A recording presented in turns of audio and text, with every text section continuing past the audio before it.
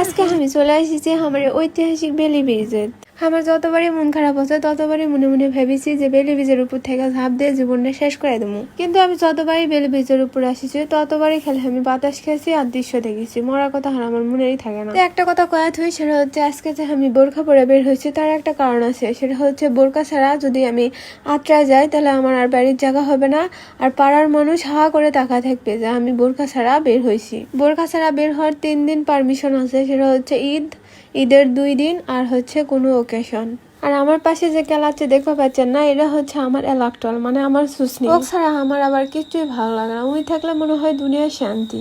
আমাদের দুজনের মধ্যে যেরকম পীড়িত বেশি সেরকম কিন্তু রাগ অভিমান ঝগড়া সবই বেশি, কিন্তু আমরা কিন্তু কেউ কাউকে ছাড়া যাই না। আমরা আবার ঠিক সেই দুজনের কাছে চলে আসি।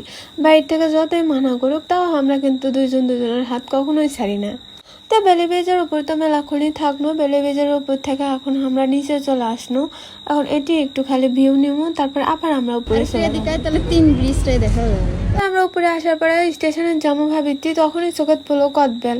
এখন আবার কদবেল নামিছে, তো কদবেল না খেলে আমার জীবনেও চলবে না কো। তো আমি আবার সুসনি করছি, চল সুসনি চল, তোকে একটা কিনে দেবো নি, আমিও একটা কিনবো নি। তখনই অমনি ফকিরনি মানুষ খাড়া হয়ে গেল, যে হয় বললে আমাকে একটা কিনে দে। তো ওকে আবার একটা কিনে দিন, দয়া ধর্ম করে ফকিরনি মানুষ। তারপরে আমরা চলে আনো আমার এই বিখ্যাত ভাঙ্গাচোরা রেল স্টেশনে।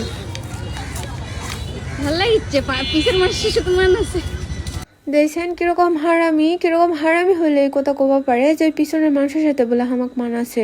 তা আমি মনের দুঃখে করছি ওই মানুষের সাথে আমি চলে যাবো, দাঁড়া কয়ে পিছনে তাকায় দিকে ওই মানুষ উধাও।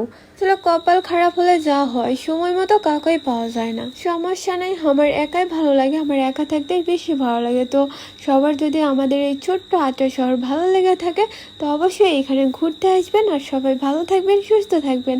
আল্লাহ হাফিজ।